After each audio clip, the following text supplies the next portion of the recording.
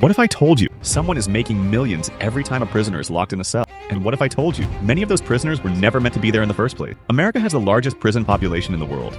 Over 2 million people are behind bars, more than any other nation on earth. But this isn't just about crime and punishment. It's about money.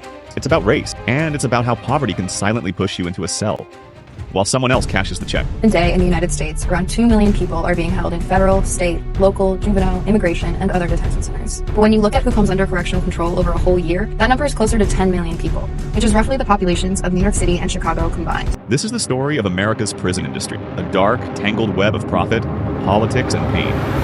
Let's start with the numbers. The U.S. holds about 5% of the world's population. Today in the United States, around 2 million people are being held in federal, state, local, juvenile, immigration, and other detention centers. But when you look at who comes under correctional control over a whole year, that number is closer to 10 million people. And here's the kicker.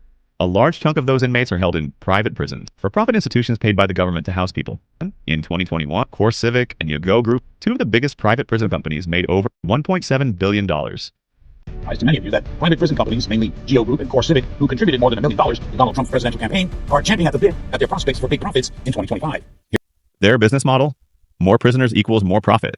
But who ends up in these prisons? It's not just hardened criminals, it's people who couldn't afford bail. People locked up for minor drug charges. People arrested simply because they were has led to the growth of private prisons. The higher number of people arrested and sent to these prisons, the bigger the profits. We are opposed to private prisons. Take this. 80% lots of people in jail haven't even been convicted.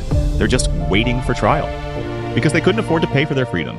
And once you're inside, the system doesn't want to let you go. Phone calls can cost $10 per minute. Basic items like soap or toothpaste are sold at inflated prices. And in some states, prisoners are paid less than $1 per hour spool for their labor, if they're paid at all. Society that we agree are not a business opportunity. There's absolutely nothing wrong with profiting off of anything. The question is, are you providing a service with good quality, with humane conditions, and so on? If you notice, he's white, I'm black. We don't trip off there. And here we family, and here we brothers. But the real twist?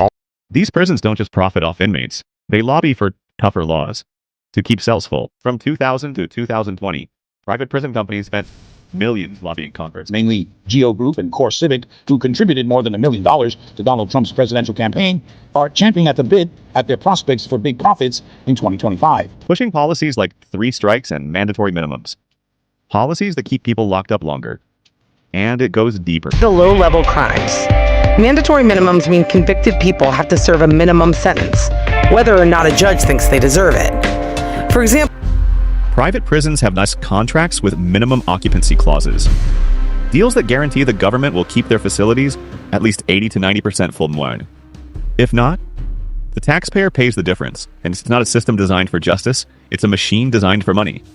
Consider Kalief Browder. At just 16, he was accused of stealing a backpack. He couldn't afford the $3,000 bail, so he spent yet 3 years in Rikers Island, most of it in solitary confinement. He was never convicted. The charges were dropped. Almost everything that could go wrong in the criminal justice system had happened to him. You know, you mentioned some of the things, but he was in jail in Rikers Island for 3 years, waiting for a trial that never happened. Ultimately, the charges against him were dropped. He endured abuse by inmates, by guards. He spent about 2 years in solitary confinement. I mean, his story is extraordinary in the details of how horrific it was. Tonight, here is Kalief, in his own words. You're supposed to be innocent to prove guilty, but the way the system is you're guilty to prove innocent. In 2015, Kalief took his own life. He was 22. His story isn't rare. It's just one of the few we know. So here's the truth. In the land of the free, freedom has a price. And if you're poor, if you're black, if you were simply born into the wrong zip code, that price might be your life. The system doesn't need to be broken, but because for the people profiting from it, it's working exactly as planned. But now that you know, what will you do with the truth?